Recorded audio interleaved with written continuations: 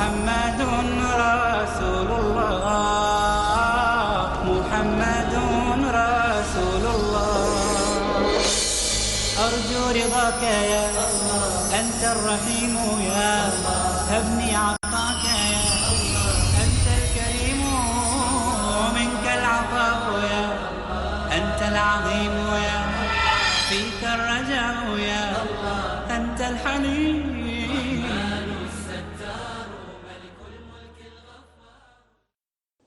السلام علیکم ورحمۃ اللہ وبرکاتہ.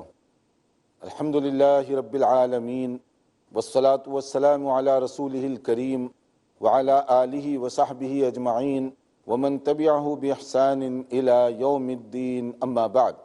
محترم بھائیوں اور بہنوں، ریاض الصالحین کا تفصیل کے ساتھ مطالعہ اور اس کا خلاصہ آپ کی خدمت میں پیش کیا جا رہا ہے. یہ حدیث کی بہت ہی مشہور کتاب ہے جو امام نووی رحمۃ اللہ علیہ کا انتخاب ہے. امام نووی 7ویں صدی ہجری کے بہت ہی مشہور عالم دین اور محدث گزرے ہیں، جنہوں نے حدیث کی بڑی اہم خدمات انجام دیں. شرح مسلم ان کی بہت ہی زیادہ مشہور و معروف ہے. اسی طرح سے ایک اور مجموعہ حدیث ریاض الصالحین ہر دور میں اللہ تعالیٰ نے اسے قبول عام بخشا ہے. اس میں ایمان اور عقائد کو مضبوط کرنے والی بہت ساری باتیں، یومیہ زندگی میں پیش آنے والی اعمال اور اس کا تذکرہ کیا گیا. اور تزکیہ نفس کا یہ کتاب بہت ہی بڑا اور مؤثر ہتھیار ہے. اس لیے ہر بھائی اور بہن کی یہ خواہش اور کوشش ہونی چاہیے کہ وہ زیادہ سے زیادہ حدیث کی اس کتاب کو پڑھے، سمجھے اور اس کے تقاضوں پر چلے. ہم نے گزشتہ اس میں استقامت کے حوالے سے بہت ساری باتیں ذکر کی ہیں کہ استقامت یعنی دین پر ثابت قدم رہنا ایک مسلمان کے لیے ضروری ہے. کبھی کبھار کا اسلام اللہ کو پسند نہیں، یا 50-50 والا اسلام اللہ کو پسند نہیں ہے. کیا آدمی کبھی من چاہا دین پر عمل کیا اور دل نہ چاہا چھوڑ دیا؟ ایسا اسلام پسندیدہ نہیں ہے. یا کبھی جوش میں آ گئے تو ایک دن بیٹھ کر خوب نمازیں ادا کی اور اس کے بعد پھر ایک ہفتے تک پتہ ہی نہیں. تو استقامت کا مطلب ہوتا ہے کہ دین پر ثابت قدم رہنا، چاہے سچویشن کوئی بھی ہو، حالات کیسے ہی کیوں نہ ہو، خوشی کی گھڑی ہو یا غم اور پریشانی کا مسئلہ ہو، ہر صورت میں دین اسلام پر قائم رہنا ایک مسلمان کے لیے ضروری ہے. تنگی اور مسرت کے موقع پر بھی اسلام ہی پر قائم رہنا ہے. نہ ادھر اسلام کے خلاف کوئی کام قابل قبول، نہ ادھر اسلام کے خلاف کوئی بات قابل قبول. اگر کوئی آدمی دین پر اس طرح ثابت قدم رہے تو اللہ تعالیٰ کی طرف سے اس کے لیے وعدہ کیا گیا، جیسے سورہ احقاف کی آیت نمبر 13 جس میں کہا گیا کہ جو لوگ ایمان لائے اور اس پر ثابت قدم رہے، فرشتے ان کی مدد کے لیے آسمان سے نازل ہوتے ہیں اور انہیں جنت کی بشارت دی گئی. اور ان سے کہا گیا کہ وہ لوگ قیامت کے دن اللہ تعالیٰ کی میزبانی میں شامل ہو جائیں گے. اللہ ہمیں ان خوش نصیب لوگوں میں شامل فرمائے کہ بہت بڑی بات، بہت بڑا اعزاز اور آنر ہے یہ کہ اللہ تعالیٰ خود میزبان بن جائے، اللہ تعالیٰ ہوسٹ بن جائے اور ہم اس کے گیسٹ بن جائیں، ہم اس کے مہمان بن جائیں. تو وہ پھر اپنی شان کے مطابق مہمان نوازی کرے گا. جنت کی نعمتوں کو سمجھنے کے لیے قرآن کریم کی آیت کا یہی ایک ٹکڑا جس کی پچھلے درس میں وضاحت کی گئی بہت کافی ہے. نزولا من غفور الرحیم، کہ ان کی مہمان نوازی، ان کے لیے یہ اعزاز اللہ کی طرف سے کیا جائے گا جو بہت زیادہ معاف کرنے والا ہے، بہت زیادہ مشفق اور مہربان ہے. یہ ان لوگوں کے لیے ہوگا جو اسلام پر ثابت قدم رہے. اسی لیے وہ جو یاد کیجئے حدیث کہ وہ جو دور دراز کا سفر کر کے ایک بدو صحابی آئے، انہوں نے کہا کہ مجھ سے ایک ایسی بات بتائیے جس پر میں عمل کروں تو جنت کا مستحق بن جاؤں. تو آپ نے کیا فرمایا تھا؟ آپ نے کہا تھا کہ اللہ پر ایمان لانے کا اعلان کرو اور اس پر جم جاؤ، ڈٹ جاؤ اس پر، یعنی پکے ہو جاؤ اس پر، تو جنت تمہارے لیے یقینی ہے. اور یہی نبی کریم صلی اللہ علیہ وسلم کی ہدایات ہوا کرتی تھیں کہ آدمی زیادہ سے زیادہ عمل کی کوشش کرے. ہاں، ایک بات جو صحیح مسلم کی ہے، امام نووی نے جس کا تذکرہ کیا کہ کسی کو یہ وہم نہ ہو کہ وہ اپنے عمل کی وجہ سے جنت میں داخل ہو جائے گا. عمل اس کا اتنا ہے کہ اللہ کو معاف کرنا ہی پڑے گا. نہیں، یہ تکبر، یہ گھمنڈ، یہ غرور اللہ کو سخت ناپسند ہے۔ کون کہہ سکتا ہے کہ میرا عمل اس قابل ہے کہ مجھے جنت ملے ہی گی، میرے عمل کی بنیاد پر مجھے نجات ملے گی؟ یہ تو نجات اللہ کا فضل و کرم ہے۔ ہمارا عمل ایک ہیلا، ایک سبب بن سکتا ہے کہ اللہ تعالیٰ اس چھوٹی موٹی نیکی کو قبول فرما لے، یہ ہماری سعادت کی بات ہوگی۔ اسی لیے جو اولیاء ہیں، جو نیک متقی پرہیزگار لوگ ہیں، باوجود متقیانہ زندگی گزارنے کے ان میں اتنا ہی زیادہ تواضع، انکساری اور عاجزی پیدا ہوتی جاتی ہے، اور وہ بہت کچھ عمل کرنے کے باوجود خوف زدہ رہتے ہیں کہ کہیں ایسا نہ ہو کہ ہماری کسی غلطی کی وجہ سے ہم پر عذاب مسلط کر دیا جائے اور یا ہماری نیکی رد کر دی جائے، ریجیکٹ کر دی جائے۔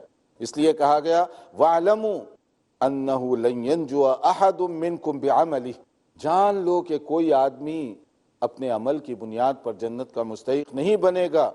تو صحابہ نے سوال کیا، قالوا ولا انت یا رسول اللہ صلی اللہ علیہ وسلم، کہ اللہ کے نبی صلی اللہ علیہ وسلم کیا آپ بھی اپنے عمل کی بنیاد پر نجات نہیں پائیں گے، جنت کے مستحق نہیں بنیں گے، کیونکہ آپ کا عمل تو بہت زیادہ ہے؟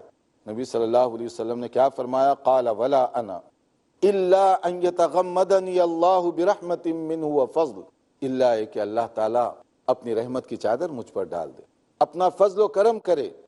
اگر نبی صلی اللہ علیہ وسلم کا یہ انداز ہو تو پھر ہم گنہگاروں کو کس درجے اس کا اہتمام کرنا چاہیے۔ عبادت کیجئے، محنت اور کوشش کیجئے، مگر گھمنڈ اور تکبر نہ آنے پائے طبیعت کے اندر کہ ہم نے بڑی عبادت کر لی ہے۔ نہیں، عبادت کرنے کے بعد اللہ سے مزید کے لیے توفیق مانگتے رہیے اور اللہ سے دعا بھی کرتے رہیے۔ وہ دعا سمجھ کر پڑھنے کی ہے، ربنا لا تزغ قلوبنا بعد اذ ہدیتنا وہب لنا من لدنک رحمہ انک انت الوہاب، یا اللہ ہدایت کا راستہ دکھانے کے بعد ہمارے دلوں میں ٹیڑھا پن نہ آنے پائے، کوئی کجی نہ آنے پائے، کوئی ایسی حرکت ہم سے نہ ہو جو تیرے لیے ناپسندیدہ بن جائے۔ یعنی ایک مومن عبادت کرتے ہوئے بھی اللہ سے دعا کر رہا ہے کہ یا اللہ مجھے اس دین پر ثابت قدم رکھ، یا اللہ مجھے صراط مستقیم پر قائم رکھ، یا اللہ میری عبادت کو قبول فرما لے۔ یہ اللہ سے دعا کر رہا ہے اور اس پر وہ ثابت قدمی کا مظاہرہ کر رہا ہے، حالات چاہے کیسے ہی کیوں نہ ہوں۔ یہ دعا آپ ہم سب پڑھیں، بچوں کو یاد دلائیں، تاکہ ہمیں یہ تکبر نہ ہو جائے، یہ گھمنڈ نہ ہو جائے کہ ہم بہت سیدھے راستے پر ہیں۔ کبھی بھی شیطان دھوکہ دے سکتا ہے۔ کتنے ایسے لوگ ہیں جو شیطان کے جھانسے میں دھوکے میں آ گئے اور عبادت چھوڑ دی، نماز روزے کو چھوڑا، حرام اور حلال کی تمیز چلی گئی، اور بعد میں اسلام اور غیر اسلامی باتیں تک ان کے گھر سے روانہ ہو گئی۔ ربنا لا تزغ قلوبنا، یہ دعا پڑھتے رہنا چاہیے کہ یا اللہ ہدایت کے بعد ہمارے دلوں میں کوئی ٹیڑھا پن نہ آئے۔ ایک مومن جب باہر نکلے، جب کوئی بھی اچھی چیز دیکھے، اپنے رب کو پہچانے، گویا ہر نعمت معرفت الہی کا ذریعہ اور سبب بننا چاہیے۔ امام نووی رحمۃ اللہ علیہ نے اس استقامت کے باب میں قرآن کریم کی عظیم آیت سورہ آل عمران کا جو آخری حصہ ہے، آیت 190، اس کو ذکر کیا کہ ان فی خلق السماوات والارض، کہ طویل جو آیت چل رہی ہے کہ زمین کو دیکھو، آسمان کو دیکھو، اس میں پائی جانے والی مختلف نشانیوں کو دیکھو، اور ان نشانیوں کو دیکھنے کے بعد مومنانہ انداز کیا ہونا چاہیے؟ مومنانہ بصیرت یہ ہے ان چیزوں کو دیکھ کر وہ کہے کہ یا اللہ تو پاکیزہ ہے، تیری شان بڑی اعلیٰ بلند ہے، تو نے یہ ساری کائنات بے مقصد کے نہیں بنائی ہے۔ یعنی ہر نعمت معرفت الہی کا ذریعہ بنے، ہر نعمت کے ذریعے سے وہ منعم حقیقی اللہ رب العالمین کو پہچانے۔ کوئی بھی اچھی چیز دیکھ رہا ہے تو وہ اچھی چیز اس کو اللہ کی طرف لے جائے۔ یہ مومنانہ انداز ہے، یہ مومنانہ بصیرت ہے۔ بہت سارے لوگ ہیں ہا ہو ونڈرفل، اسی طرح کے جملے ان کی زبان سے نکلتے ہیں، لیکن ان کی زبان سے اللہ کا شکر نہیں نکلتا۔ یہ نعمت ان کو اللہ کی طرف لے جانے کا ذریعہ نہیں بنتی، لیکن جو مومن ہیں اس کے لیے ہر نعمت اللہ کی معرفت کا ذریعہ بننا چاہیے۔ تو گفتگو کا خلاصہ یہ ہے کہ ہم اپنے دین پر ہر حالت میں، ہر جگہ ثابت قدمی کا مظاہرہ کریں، حالات چاہے کیسے ہی کیوں نہ ہو۔ یہ نہ ہو کہ چند دن حلال کام کرتے رہے، چند دن حلال روزگار کماتے رہے، حلال کھانے کا اہتمام کرتے رہے، اس کے بعد شیطان نے دھوکہ دیا، پھر اس کے بعد حرام چیزوں کی آمیزش ہونے لگی، حلال کی پرواہ ختم کر دی گئی، اور اس کے بعد میں جائز ناجائز کی جو حدود ہیں ان کو توڑ دیا گیا۔ یا اسی طرح کچھ لوگ ہیں جو نماز روزے کی پابندی کرتے رہے، شیطان نے دھوکہ دیا، وہ نماز گئی، روزہ گیا، دینداری چلی گئی ان کی۔ اس لیے ثابت قدمی کے لیے دعا بھی کریں اور ثابت قدمی کی حتی الامکان کوشش بھی کریں۔ اس کے بعد امام نووی رحمۃ اللہ علیہ نے ریاض الصالحین کے اس باب میں استقامت کے بعد ایک دوسرا باب جو نقل کیا ہے وہ بہت ہی اہم ہے، المبادرۃ الی الخیرات، کہ نیکیاں کمانے میں، اجر و ثواب کے کام لینے میں آگے بڑھو، سبقت کرو، کمپٹیشن کرو، ایک دوسرے کے ساتھ ریس۔ ہم لوگ بھی ریس لگاتے ہیں نا، عرف عام میں کمپٹیشن کرتے ہیں، مقابلہ کرتے ہیں، مگر کس چیز میں؟ دنیا کمانے میں، زیادہ سے زیادہ مال بٹورنے میں، کہ میرا وہ فلاں دوست تھا، اس کی ماہانہ آمدنی اتنی ہے تو میں کیوں پیچھے رہوں؟ اب یہ کوشش کر رہا ہے کہ اس سے آمدنی اس کی بڑھ جائے۔ اس نے دیکھا کہ وہ ایک گاڑی چلا رہا ہے تو اس کی خواہش ہونے لگی کہ میرے پاس اس سے بہتر کار ہونی چاہیے۔ پھر دیکھا کہ وہ دوسرا جو دوست ہے اس سے اعلیٰ کار وہ ڈرائیو کر رہا ہے، پھر خواہش ہوئی کہ اس سے زیادہ بہتر میری گاڑی ہو۔ کسی کو میں نے دیکھا کہ اس کا گھر اچھا ہے تو میں نے بھی چاہا کہ میرا گھر اس سے زیادہ بہتر ہونا چاہیے۔ جب میں بہتر گھر بنا لیتا ہوں تو کیا یہ خواہش ختم ہوگی؟ نہیں، ایک اور دوست دکھائی دے رہا ہے جس کے پاس اس سے زیادہ بہتر گھر ہے، تو اس کے لیے ہم کمپٹیشن کرتے ہیں، کوشش کرتے ہیں، اور وہ کوشش کے لیے حرام اور حلال کی حدود جو ہے وہ پھلانگنے لگتے ہیں، چاہے غلط انسٹالمنٹ سود پر مبنی ہو، چاہے ناجائز کاروبار ہو، چاہے کوئی اور طریقہ ہو، مگر مقابلہ جو کرنا ہے۔ مگر اس میں امام نووی رحمۃ اللہ علیہ نے کہا مقابلہ کرو دین میں، مقابلہ کرو نیکیاں کمانے میں، یہ کام آنے والی چیزیں ہیں، اور یہ مومنانہ انداز ہوتا ہے کہ آدمی زیادہ سے زیادہ نیکیاں کمائے، جسے قرآن کریم کی مختلف آیات میں اس کا ذکر کیا گیا۔ اس کا ہم انشاءاللہ تعالی بریک کے بعد ذکر کریں گے۔ دیکھتے رہیے پروگرام، مختصر بریک کے بعد حاضر ہوں گے انشاءاللہ۔ أنت الكريم ومنك العطاء يا ناظرین، وقفے سے پہلے ہم بتا رہے تھے کہ ریاض الصالحین کا ایک بہت ہی اہم عنوان کہ نیکیاں کمانے میں سبقت کرنی چاہیے، آگے بڑھنا چاہیے، دلچسپی کا مظاہرہ کرنا چاہیے، لیکن ہم عام طور پر دنیا کمانے میں، دنیا کی لگژری کے لیے زیادہ سے زیادہ کمپٹیشن کرتے ہیں۔ مقابلہ ایسا ہوتا ہے کہ اس میں حرام، حلال، جائز، ناجائز، یہ ساری باتیں ختم کر دی جاتی ہیں، کیونکہ مقصد یہ ہے کہ زیادہ سے زیادہ دنیا کمائی جائے، جبکہ اس میں حکم دیا جا رہا ہے کہ تم آخرت کے لیے زیادہ سے زیادہ کوشش کرو، محنت کرو۔ سورہ آل عمران آیت 133، جس کے اندر کہا گیا وَسَارِعُوا إِلَىٰ مَغْفِرَةٍ مِّن رَبِّكُمْ وَجَنَّةٍ عَرْضُهَا السَّمَاوَاتُ وَالْأَرْضُ أُعِدَّتْ لِلْمُتَّقِينَ۔ بھاگو، دوڑو، کوشش کرو، کس کے لیے؟ مغفرت تلاش کرنے کے لیے، اللہ تعالیٰ کی طرف سے عفو درگزر کے مستحق بننے کے لیے، اللہ تعالیٰ نے جو جنت تیار کی ہے اس کو حاصل کرنے کے لیے۔ اور وہ جنت، اس کی وسعتوں کا اندازہ زمین اور آسمان اور کائنات کو رکھ کر بھی نہیں کیا جا سکتا جو ہمیں دکھائی دے رہی ہے۔ اتنی خوبصورت جنت، اتنی کشادہ جنت ہوگی کہ یہ زمین، یہ آسمان دیکھنے میں ہمیں جو دکھائی دے رہا ہے وہ جنت کی نعمتوں کے مقابلے میں ہے کیا چیز؟ جو اتنی وسیع و عریض جنت ہے، عیش و آرام کی چیزیں رکھی گئی ہیں، یا اللہ یہ ہے کن لوگوں کے لیے؟ کہا گیا اعدت للمتقین، یہ اللہ کے نیک اور متقی بندوں کے لیے تیار کی گئی ہے۔ اب اللہ کے نیک اور متقی بندے کوئی بھی ہو سکتے ہیں، جو محنت کرے گا وہی اس درجے کو پائے گا، چاہے اس کا رنگ کوئی بھی ہو، اس کی زبان کوئی بھی ہو، اس کا کلچر کوئی بھی ہو، مگر اس کا دل ایمان کی دولت سے اگر بھرا ہوا ہو، وہ عمل صالح کر رہا ہو، تو وہ جنت کا یہ مستحق بن سکتا ہے۔ اس کے لیے کوئی ایسی مناپلی نہیں ہے کہ یہ بڑوں کی اولاد ہے تو اسی کو جنت ملے گی، نہیں، جنت ایمان اور عمل کی بدلے میں رکھی گئی ہے۔ اعدت للمتقین، ان لوگوں کے لیے جو تقوی اور متقیانہ زندگی اختیار کیے ہوئے ہوں، ان کے لیے یہ جنت اور اس کی نعمتیں ہیں، اور اس کو حاصل کرنے کے لیے کیا جذبہ ہونا چاہیے، کتنی جلدی کرنی چاہیے، کیونکہ کوئی نہیں جانتا کہ آج میں صحت و تندرستی کے عالم میں ہوں، کل کا دن کیا خبر آنے والی ہے کسی کو نہیں معلوم، کب زندگی کا یہ چراغ گل ہو جائے کوئی گارنٹی نہیں ہے۔ اس لیے مومن نیکی کرنے کو ٹالتا نہیں ہے، ڈھیلے نہیں کرتا کہ کل کروں گا پرسوں کروں گا، نہیں، وہ کہتا ہے آج سے، ابھی سے میں یہ کام کروں گا، تاخیر نہیں ہونے دیتا اس میں۔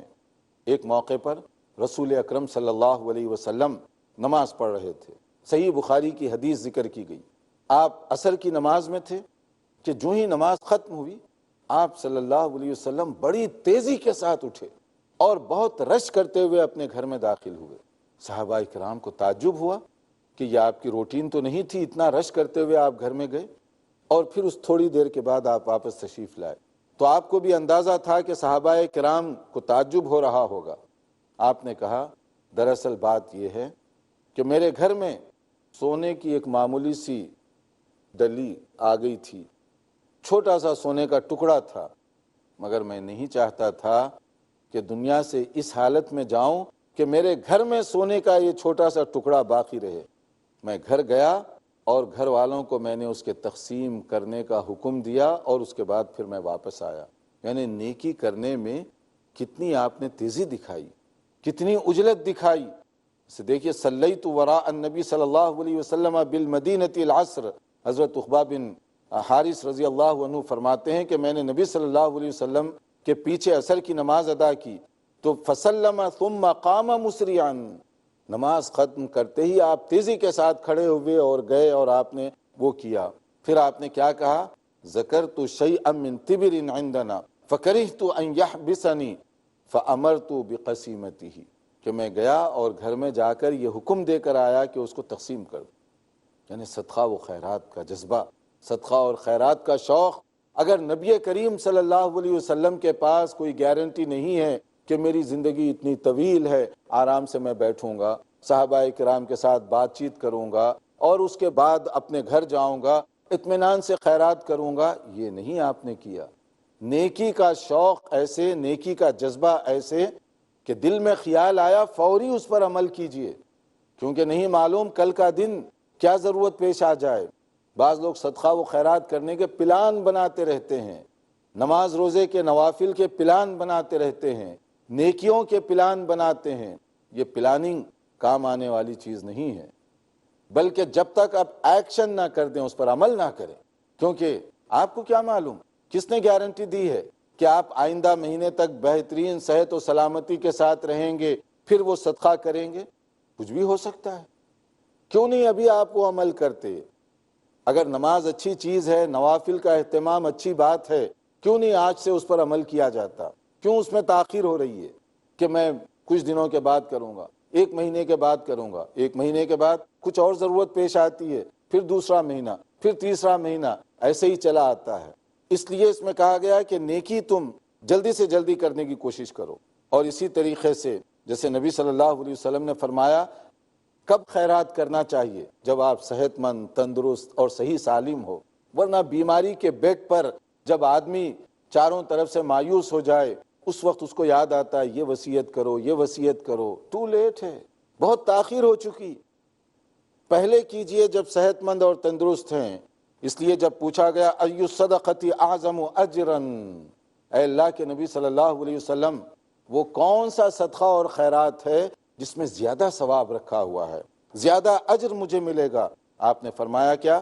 قال ان تصدق وانت صحیح شحیح، کہ تم اس وقت خیرات کرو جب صحت مند، تندرست ہو اور مال کی تمہیں ضرورت ہو، اس وقت تم خیرات کرو گے تو اس کا فائدہ ہوگا۔ تخشى الفقر وتأمل الغنى ولا تمهل حتى اذا بلغت الحلقوم، کہ تم جو ہے جب تمہیں دولت کی ضرورت پیش آئے اس وقت تم خیرات کرو گے تو اللہ تعالیٰ کو یہ نیکی زیادہ پسند ہے۔